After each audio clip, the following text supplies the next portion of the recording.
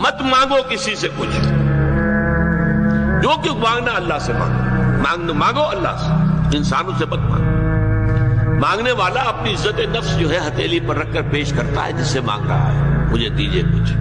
عزت نفس تو یہاں رکھی ہے نہیں، تم اپنی عزت نفس کا ڈھیلا نہ کراؤ، جو مانگنا ہے۔ حضور نے فرمایا کہ اگر جوتے باندھنے کا فیتا جو ہے وہ تمہیں چاہیے، اللہ سے مانگو۔ اب یہ اللہ کا معاملہ کس ذریعے سے پہنچا دے، کس کے دل میں ڈال دے، کیا شکل پیدا کر دے، تمام اسباب جو ہیں عالم کے وہ تو اللہ کے قبضہ قدرت میں ہے۔ کون سے سبب کے ذریعے سے اللہ تعالیٰ وہ تمہاری ضرورت پوری کرا دے، یہ اس پر چھوڑو، مانگو اللہ سے۔ انسانوں کے سامنے دست سوال دراز مت کرو، لیکن دوسری طرف اگر کوئی اپنی ہتھیلی آپ کے سامنے کر ہی دے تو اسے ٹھوکر مت مارو۔